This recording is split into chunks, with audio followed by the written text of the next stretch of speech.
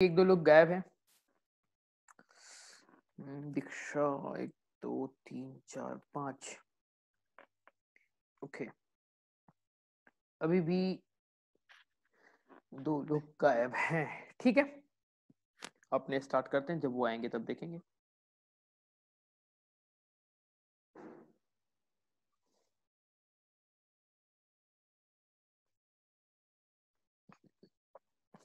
तो चलिए स्टार्ट करते हैं।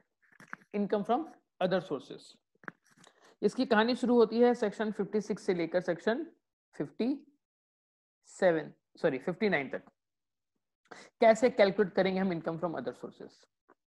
इसका ये कहना है कि भैया देखिए, जैसे आपको सेक्शन 56 में दो टाइप की इनकम पता चल जाएंगी, एक आपकी जनरल इनकम, एक आपकी स्पेसिफाइड इनकम।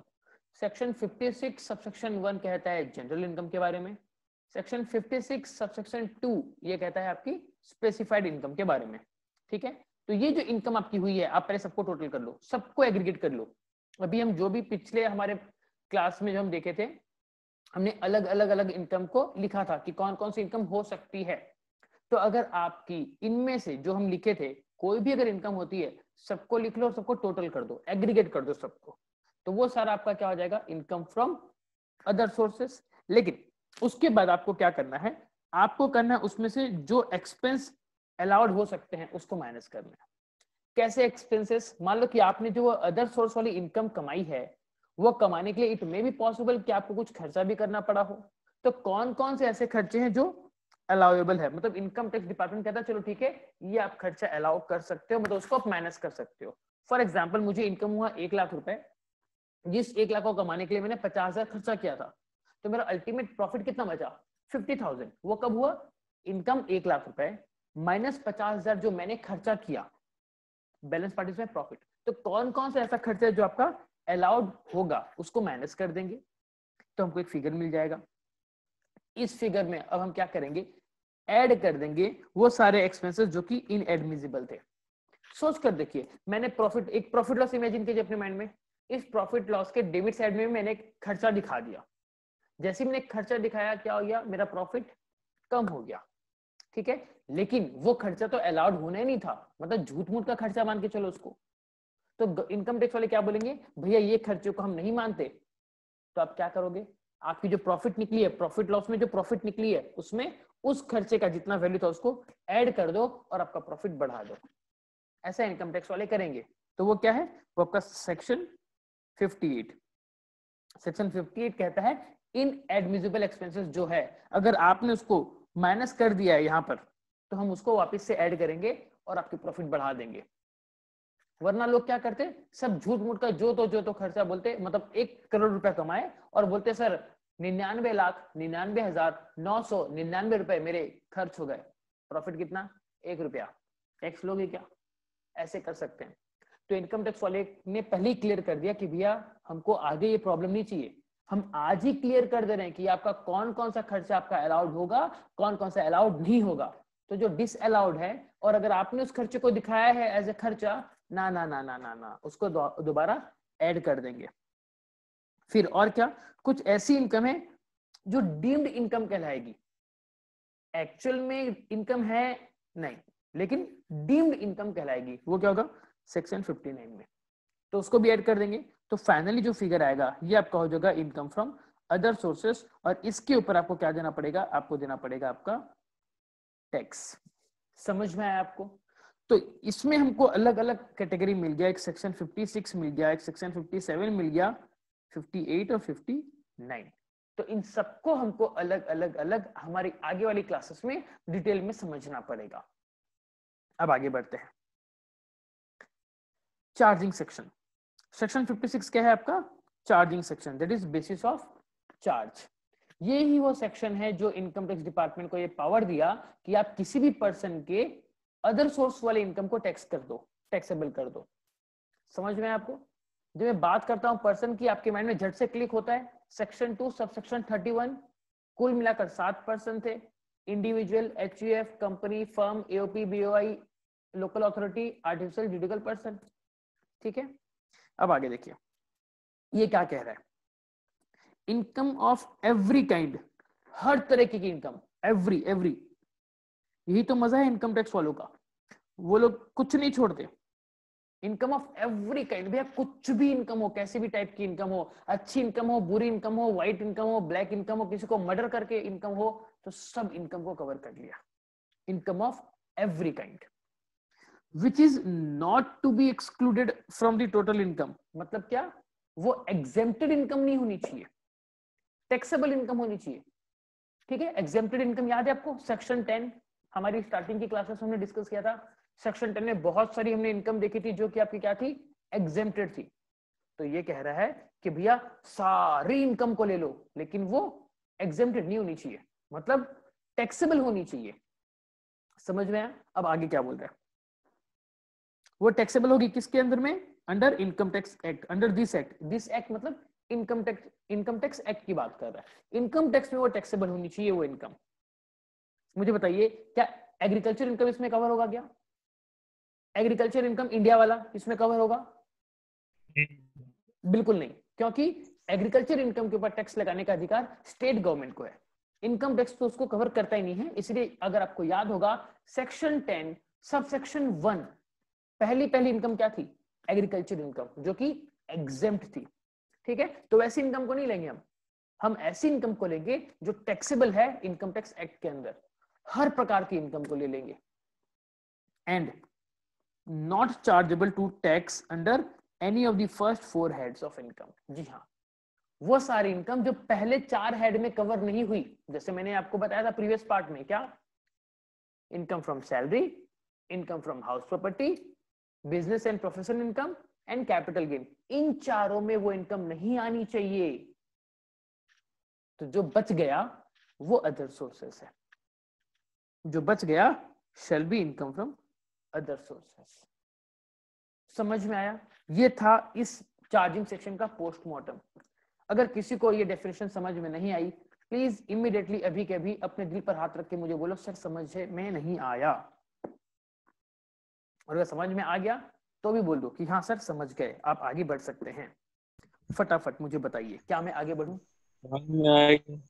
तो समझ में आ गया।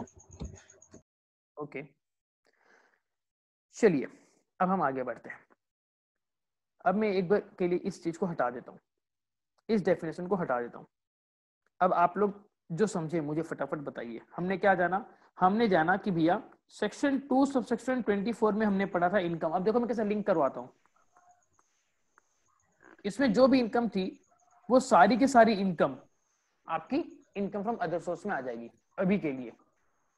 ठीक है, क्योंकि सेक्शन 224 क्या होता है, इनकम, बहुत लंबी सी लिस्ट थी वहां पर क्या क्या इनकम होगा।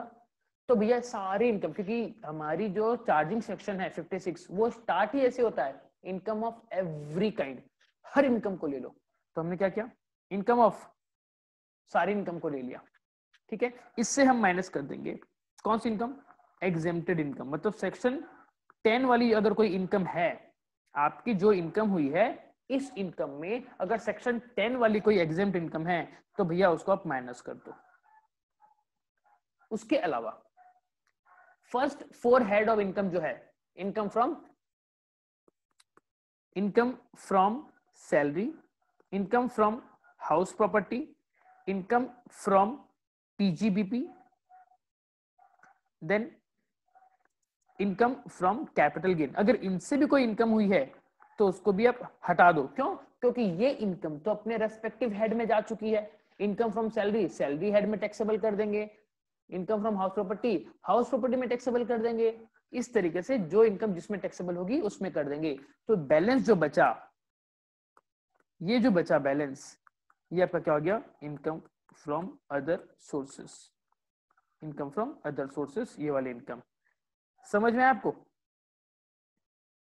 ये आपका सेक्शन 224 इनकम के बारे में बात करता है, एग्जेम्प्टेड इनकम बात करता है सेक्शन 10, और ये आपका बाकी का। क्लियर? अब देखिए फटाफट अभी जो भी हम डिस्कस किए ना, उसका फिर से एक बार हम इसकी डेफिनेशन को रीड करेंगे और देखते हैं कि हम कितने हद तक इसको समझे हैं। तो देखिए फटाफट में इसको एक बार, हो सॉरी अंडू। तो अब देखिए, income of every kind which is not to be excluded from the total income under this act and not chargeable to income tax under any of the first 4 heads of income shall be chargeable to income tax act under the head income from other sources. अब हमको समझ में आ गया इसका meaning, अब हम आगे बढ़ सकते हैं। तो इनकम जो है वो सेक्शन 56 बताएगा। 2 प्रकार की इनकम होती है हमारी। सेक्शन 56(1) जो है हमारी जनरल इनकम, मतलब जो एग्जाम नहीं है और जो बाकी 4 हेड में नहीं गई है वो इसमें आ जाएगी, नॉर्मल टाइप की। लेकिन उसके अलावा कुछ कुछ ऐसे इनकम है जिसको स्पेसिफाइडली, मतलब एक्ट ने खुद बताया है कि भैया ये सब इनकम अगर होती है ना तो आपकी इनकम फ्रॉम अदर सोर्स ही होगी, इनकम फ्रॉम अदर सोर्स से मानी जाएगी। तो पहले पढ़ते हैं हम जनरल इनकम के बारे में। ये क्या कहता है देखिए, ये कहता है this section operates only when a particular income can not be included in any other head, मतलब जब कोई एक इनकम बाकी के 4 हेड में अगर इंक्लूड नहीं हो रही उसको आप इसको इसमें कवर कर लो। And also which is not exempt, obviously वो एग्जेम्प्ट नहीं होनी चाहिए, क्योंकि अगर वो एग्जेम्प्ट होती तो वो टैक्सेबल ही नहीं होती। हमको तो टैक्सेबल करनी है ना। सेक्शन 56 क्या कहता है, बेसिस ऑफ चार्ज, जिसके ऊपर आप टैक्स लगाओगे। तो भैया ऐसी इनकम जो एग्जेम्प्ट नहीं होनी चाहिए और जो बाकी के 4 हेड में नहीं जानी चाहिए, वो इनकम सेक्शन 56 सब सेक्शन 1 में आ जाएगी, बात खत्म। लेकिन अपार्ट फ्रॉम दिस एक्ट में स्पेसिफिकली कुछ कुछ और बताया गया है कि भैया इन इनकम अगर आपके सामने कोई आ जाती है तो उस इनकम को आप इनकम फ्रॉम अदर सोर्स में ही लोगे, जो बात करता है आपका सेक्शन 56 सब सेक्शन 2। देखिए ये क्या कह रहा है। सबसे पहले कहता है dividend except dividend under section 115O, that is dividend subject to DDT, that is dividend distribution tax. ये मैं पहले भी डिस्कस करा चुका हूं आपके साथ। डिविडेंड डिस्ट्रीब्यूटेड टैक्स, याद है आपको जब हम एग्जेम्प्ट इनकम पढ़ रहे थे ना, एग्जेम्प्ट इनकम में आया था ये वाला डिविडेंड, कौन सा, ये वाला DDT वाला। इसका मतलब ये जब डिविडेंड आपको मिलता है ना तो कंपनियां क्या करती हैं, उसके ऊपर डिविडेंड डिस्ट्रीब्यूशन टैक्स काटती हैं, फिर बैलेंस पार्ट आपको देती है। मतलब आपके पास जो डिविडेंड आया ना वो ऑलरेडी टैक्स कट के आता है, तो इसीलिए उसके ऊपर दोबारा से टैक्स नहीं लगाते।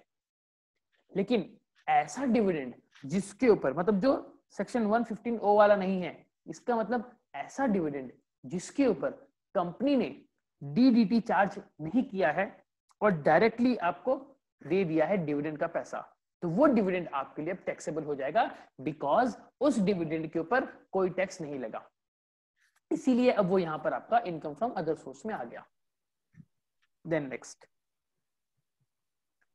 कैजुअल इनकम, ये भी हम डिस्कस किए थे हमारी स्टार्टिंग की क्लासेस में, याद है आपको। हम लॉटरी खेलेंगे, KBC में जाएंगे, क्रॉसवर्ड पजल्स में जाएंगे, हॉर्स रेस में जाएंगे, गैम्बलिंग में जाएंगे, बैटिंग में जाएंगे। ये सब अगर कुछ भी आप करते हो और आपको अगर कोई इनकम मिलती है तो वो इनकम आपकी कैजुअल इनकम कहलाती है। जैसे कि हमने कुछ कुछ यहाँ पर केसेस लिए हैं, इसके अलावा भी कुछ और भी हो सकता है, जैसे विनिंग फ्रॉम लॉटरी, ठीक है, crossword puzzles, races including horse races, जैसे कोलकाता में ये है हॉर्स रेस क्लब है जहां पर घोड़े बहुत सारे दौड़ते हैं, 8-10 ठो।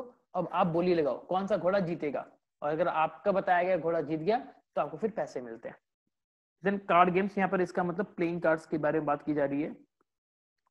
प्लेइंग कार्ड्स जैसे आप याद है ना, कुछ कुछ ऐप है, 3 पत्ती टाइप कुछ एक तो है, और आपका कुछ रम्मी बोल के कुछ एक गेम है।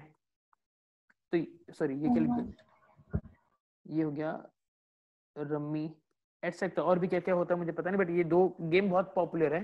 तो अगर ऐसे कुछ गेम खेल के अगर आप जीतते हो पैसे, तो वो भी आपका इनकम फ्रॉम अदर सोर्सेज, मतलब कैजुअल इनकम, ठीक है। बहुत सारी मूवी में देखे होंगे ना, कुछ लोग कैसीनो में बैठे हैं जिसके पास 3-3 पत्ते देखते हैं, हाँ भाई मेरे पास 3 इक्के हैं तो मैं जीत जाऊंगा, काइंड ऑफ उस टाइप का। देन गैम्बलिंग, बैटिंग, आप बोली लगा रहे हो, आप जुआ सट्टा खेल रहे हो, वो कैसीनो में वो देखे एक रोलेट जैसा होता है, गोल करके उसको घुमाते हैं और एक बॉल घूमती रहती है, जिस नंबर पे अगर वो रुक जाती है आप उसी नंबर पे अगर आपने बताया होगा तो आप जीत जाओगे, काइंड ऑफ, वो आपका हो गया। देन एक कॉइन मास्टर बोल के एक गेम है, आप लोग देखे, उसमें जब हम बटन प्रेस करते तो स्क्रीन में 3 ठो रोल होते रहता है, अलग अलग आइकन, और अगर तीनों में सेम आइकन आ गया देन आपको पैसे मिलते हैं।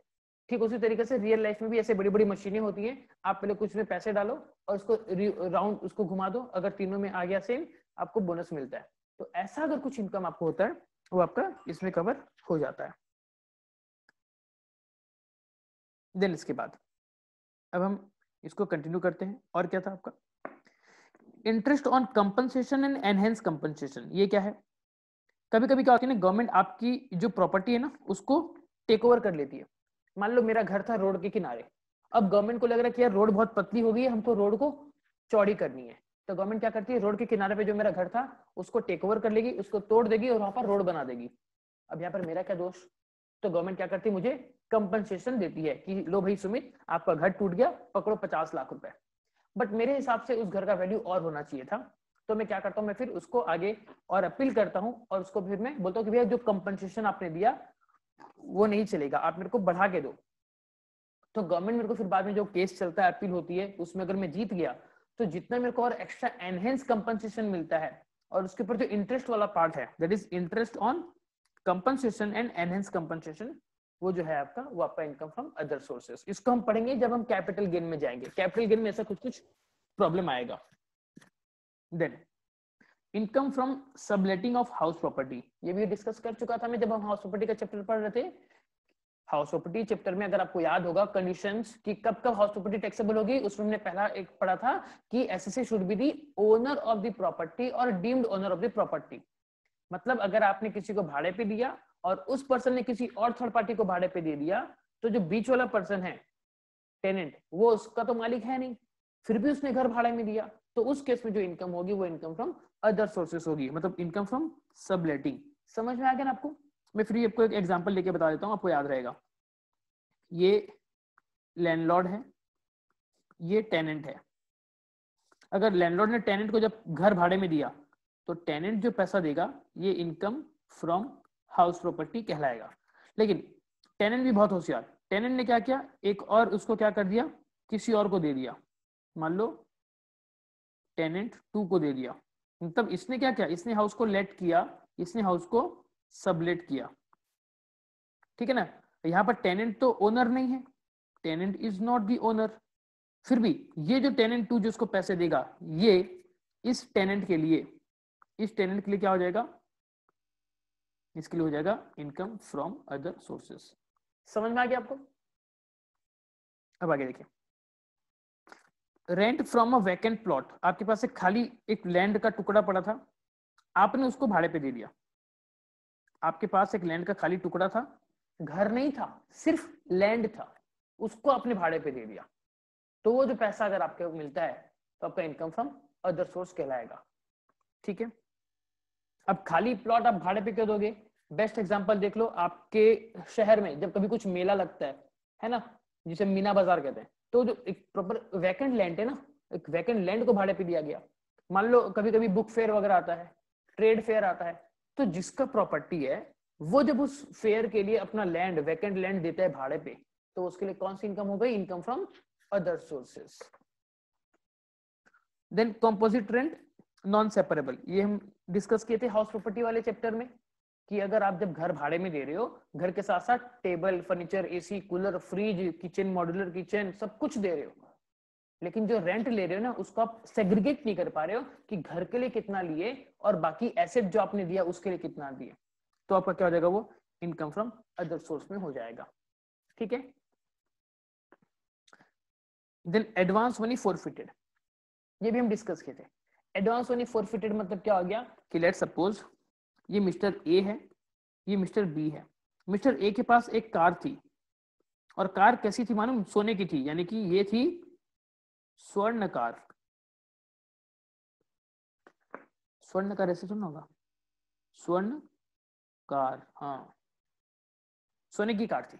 तो मिस्टर ए के पास थी, बी ने बोला कि भैया ए मैं इंटरेस्टेड हूं इसको खरीदने के लिए, तो बी ने क्या किया, इसको एडवांस दे दिया, कितना? मान लो 5 लाख रुपए। कार की कीमत है मान लो 50 लाख रुपए। बी ने कहा बाकी के 45 लाख तुझे बाद में दे दूंगा, 1 महीने बाद दे दूंगा, 1 मंथ लेटर।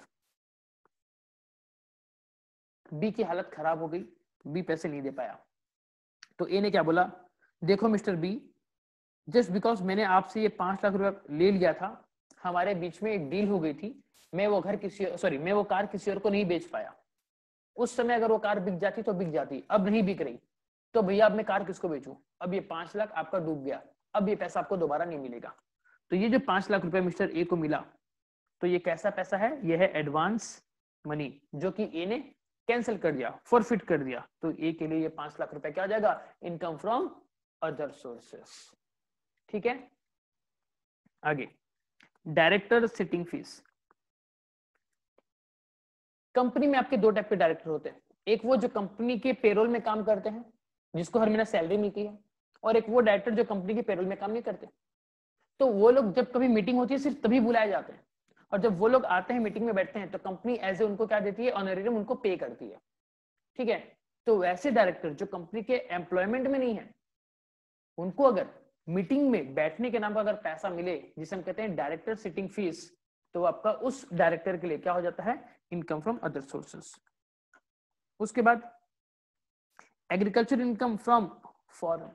इंडिया में अगर होता तो अलग बात थी, एग्जाम था, लेकिन फॉरेन वाले लैंड के ऊपर अगर आपको एग्रीकल्चर इनकम होती है और आप इंडिया के रेसिडेंट हो, वो भी ऑर्डिनरी रेसिडेंट हो, तो भैया वो इनकम तो आपकी टैक्सेबल होगी, लेकिन इनकम फ्रॉम अदर सोर्स में होगी। देन गिफ्ट, मैंने कहा था मोस्ट इंपॉर्टेंट है, और इसके ऊपर अगर आपको याद होगा हमारा बहुत पहले वाला क्लास, जब हम बोलते थे केस स्टडी आपको बताऊंगा कि शादी में अगर कुछ गिफ्ट मिला तो टैक्स नहीं लगेगा। देखेंगे हम गिफ्ट अगर आपको किससे मिला तो किससे गिफ्ट मिलने से आपको टैक्स नहीं देना, किस किस से गिफ्ट अगर आपको मिलेगा तो टैक्स दोगे, कितना गिफ्ट मिलेगा तो टैक्स नहीं देना, कुछ लिमिट होगी या उससे ज्यादा मिलेगा तो टैक्स आपको देना पड़ेगा। ये सब हम डिटेल में पढ़ेंगे, मोस्ट इंपॉर्टेंट है ये वाला। उसके बाद कीमैन इंश्योरेंस पॉलिसी के तहत अगर एम्प्लॉयर को अपने एम्प्लॉय या जिसका उसने इंश्योरेंस करवाया था उसका पैसा अगर मिलता है तो वो उसके लिए इनकम फ्रॉम अदर सोर्सेस हो जाएगा। एंड इसके ऊपर भी हमने स्टार्टिंग में चर्चा की थी, एग्जांपल लिया था हमने दीक्षा शर्मा का, कि दीक्षा शर्मा की अगर डेथ हो जाती है तो उसका जो एम्प्लॉयर था उसको पैसे मिल गए। कुछ याद आ रहा होगा आपको, अगर आप हमारे क्लासेस रेगुलरली कर रहे होगे तो आपको एग्जाम्पल अच्छे से याद होगा। देन फैमिली पेंशन, ये मैंने डिस्कस कर दिया था जब हम ये नोट लिख रहे थे तभी, क्या कि जो पर्सन को पेंशन, मान लो एक पर्सन रिटायर्ड हो गया है तो उसको उसके डिपार्टमेंट से हर महीना पेंशन मिलता है। अब मान लो वो पर्सन भी मर गया तो वो डिपार्टमेंट क्या करता है? उसकी फैमिली वाले को कुछ पेंशन देता है। ठीक है, तो फैमिली वाले को अगर पैसा मिला तो वो उनका क्या हो जाएगा? Other sources. सोच कर देखिए तो जिस फैमिली मेंबर को मिल रहा है ये पैसा पेंशन का, तो क्या वो उसका सैलरी है? बिल्कुल नहीं, क्योंकि लेट्स सपोज एक पर्सन था मिस्टर ए, और मिस्टर ए मर गया तो मिस्टर ए की जो वाइफ थी विडो, उसको पैसे मिल रहे हैं उसके कंपनी से, तो जो पेंशन का पैसा मिला, क्या मिसेस ए विडो जो है वो उसको सर्विस दे रही है क्या? कुछ जॉब कर रही है क्या? बिल्कुल नहीं, तो इनकम फ्रॉम सैलरी नहीं है। क्या ये उसका हाउस प्रॉपर्टी इनकम है? बिल्कुल नहीं।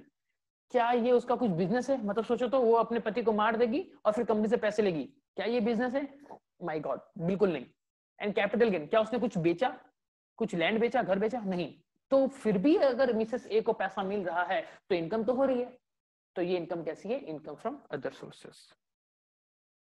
Interest on loan and security, आपने कुछ किसी को लोन दिया, उसके ऊपर आप जो ब्याज इकट्ठा कर रहे हो, उससे लोन जो इंटरेस्ट ले रहे हो ना, वो आपका इंटरेस्ट इनकम, मतलब income from other sources. For example आपके पास कुछ पैसे सरप्लस पड़े थे, मान लो 1 लाख रुपए, आपने मुझे वो पैसा लोन में दे दिया। मैंने कहा कि सुनो आप मुझे 1 लाख रुपए लोन में दे दो, मैं बदले में आपको ब्याज दे दूंगा। ठीक है, फॉर एग्जाम्पल हमारा डील हो गया कि 10% जो है मैं आपको इंटरेस्ट दूंगा। तो मैंने आपसे लोन कितना लिया था? 1 लाख रुपए, तो इसके ऊपर मैं 10% इंटरेस्ट पर मंथ नहीं पर एनम की बात हो रही है, तो मैं आपको पर एनम कितना दूंगा? 10,000 रुपए। तो आपको जो मैं ये पैसे दिया ना, आपके लिए ये पैसा इनकम फ्रॉम अदर सोर्सेस है। ठीक है, लेकिन अगर यही टाइप का अगर आप बिजनेस कर लेते हो, just like Manappuram gold loan, अगर आप ऐसे कुछ कर लेते हो तो आपका बिजनेस ही वही है कि आप गोल्ड लेके बदले में लोन देते हो और फिर ब्याज कमाते हो, तभी आपका पीजीपीपी में चले जाएगा। एमपीएमएलए का जो इनकम होता है वो इनका इनकम फ्रॉम अदर सोर्स होता है। क्यों? उनको जो सैलरी मिलती है वो सैलरी नहीं होती। सैलरी होने के लिए एक चीज बहुत पहले आपको साबित करनी पड़ेगी, एम्प्लॉयर एम्प्लॉयमेंट, मतलब एम्प्लॉयर एंड एम्प्लॉय का रिलेशन।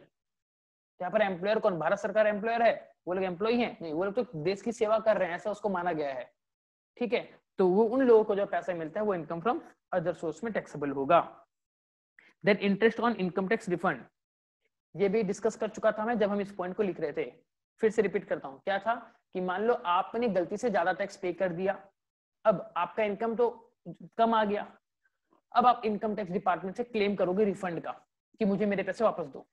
तो इनकम टैक्स वाले क्या करते हैं, वो पैसे जब आपको देते हैं तो उसमें डिले हो जाता है, तो जितना डिले हुआ उसके अकॉर्डिंगली वो लोग उस इनकम टैक्स रिफंड के ऊपर इंटरेस्ट भी देते हैं। तो जो इंटरेस्ट पैसा आपको मिलता है वो आपका इनकम फ्रॉम अदर सोर्सेस होगा। रॉयल्टी इनकम अगर आपको मिल गई तो आपका इनकम फ्रॉम अदर सोर्स होगा। देन इसके अलावा मान लो आपको आपकी नौकरी से निकाला जा रहा है, टर्मिनेशन ऑफ एम्प्लॉयमेंट, तो बदले में आपको कंपनसेट किया जा रहा है, तो वो जो एक्स्ट्रा कंपनसेट मिला वो आपका इनकम फ्रॉम अदर सोर्स होगा, क्योंकि वो पैसा आपको आपकी नौकरी के लिए और नहीं मिल रहा, और ना ही वो पैसा आपका हाउस प्रॉपर्टी का है, ना ही आपने कुछ बेचा।